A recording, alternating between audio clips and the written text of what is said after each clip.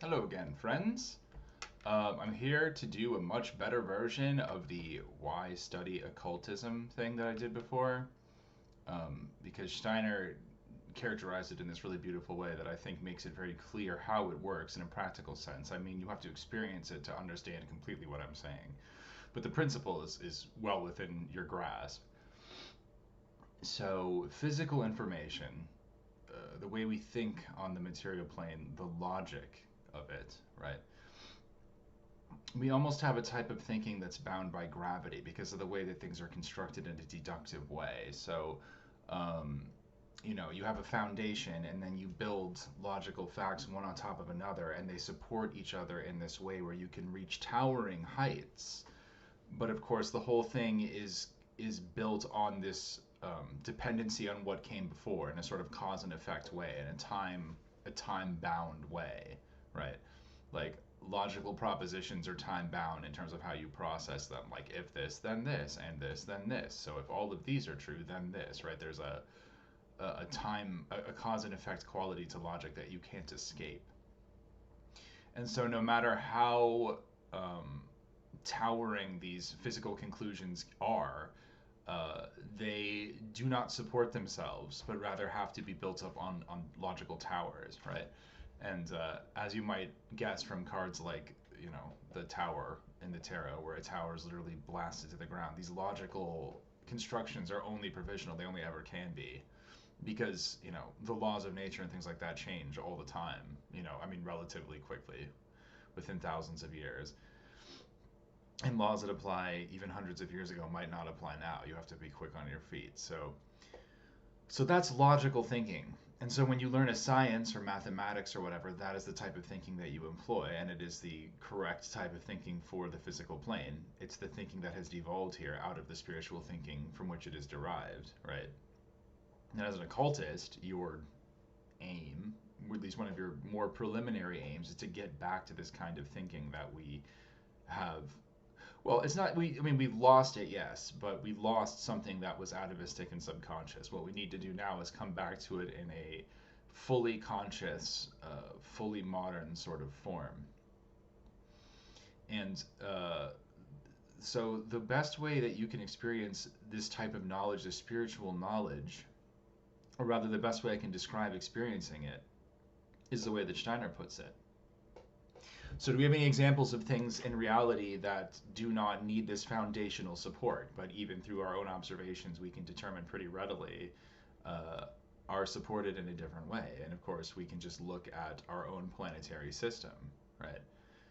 There are those old legends of the Earth, the flat Earth being sat on the back of four elephants with a giant tortoise swimming through space, right? That's like the Discworld thing, but that's based on something older. I can't remember. At least it's a parody of something older. And of course, how does the turtle swim through space? That's a separate issue, but whatever. The point is, right, the idea that it needs to be held up in the way that a logical fact needs to be held up or supported is not correct. The Earth doesn't need anything to be held up. It spins around the sun, and the moon spins around it, and it has gravitational relationships to all the other bodies in the solar system, and this entire system is mutually supporting. As a system, it's self supporting. As subsystems, they're all mutually supporting, right? And so we don't need to ask, well, where's the thing that holds up the Earth? Why doesn't it just plummet? What's holding up the moon? What's holding up Venus? It just, everything is holding up everything. It's self supporting. And this is actually a perfect characterization of spiritual wisdom, of the type of thinking and the type of wisdom that applies spiritually as opposed to merely physically. Um, when you start out and you don't have a lot of these facts at your disposal, they aren't going to seem very much different from other kinds of facts. You will try to put them out in space and they will just fall. They will seem to be subject to gravity.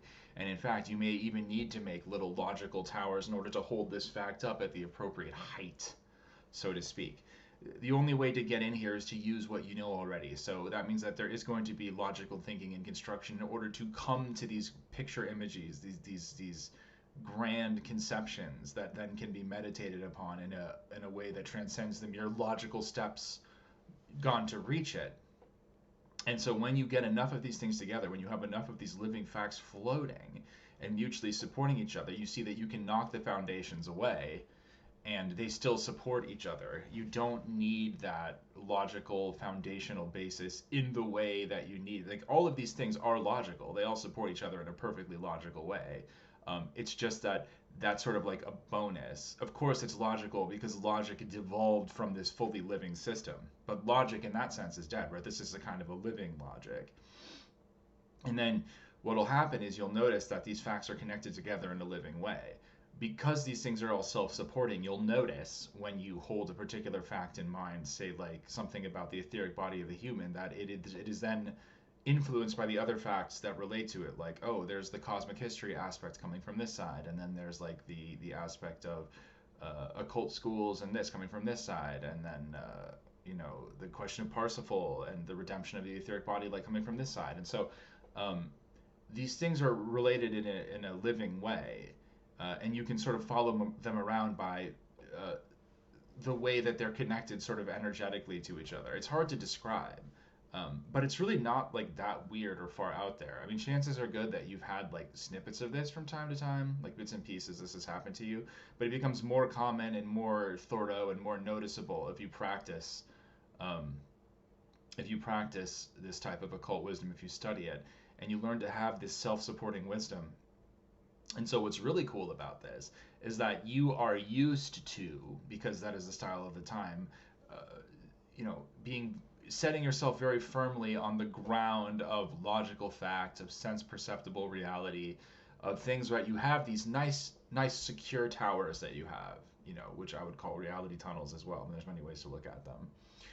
These nice secure towers, um, and then the thing is you need to knock them down in order to be free of that kind of thing.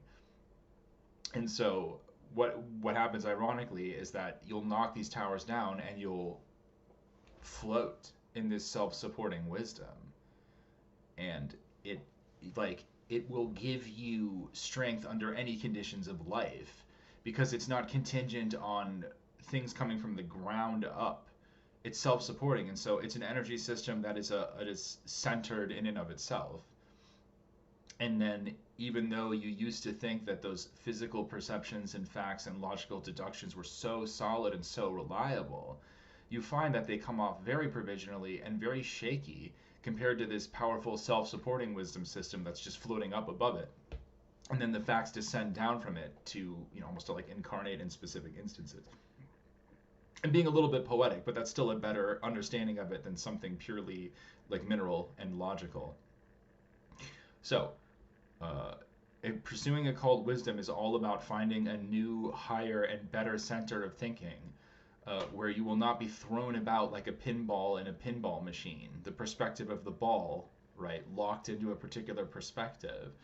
Whereas if you get something that rises up out of it, where you get the perspective of the person looking over the pinball machine, you personally will not feel the same way about the pinball getting thrown all about, because you're not going to be attached to it in the same way. You're going to be separated from it, and you'll be able to observe it objectively, and you'll be able to learn a hell of a lot more than if you were locked down into the point of view of the pinball. And so these things are hard to describe, but not so hard to experience. And I mean, it didn't take me more than like, I don't know, a solid year of effort to be able to detect that something was going on. And compared to most things in life, that ain't much of an investment in time, especially because this stuff is so incredibly fascinating. I mean, you could start anywhere you like. Secret societies, it doesn't matter. Steiner's willing to offer up anything as long as it can give you a little gateway to working on this stuff. So I think that's a much better explanation of why it's worth studying these things. But all I can do is sort of signpost it. But when you experience it, it's obvious. Anyway, thanks, friends. I hope you have a lovely weekend, and I will be talking to you soon.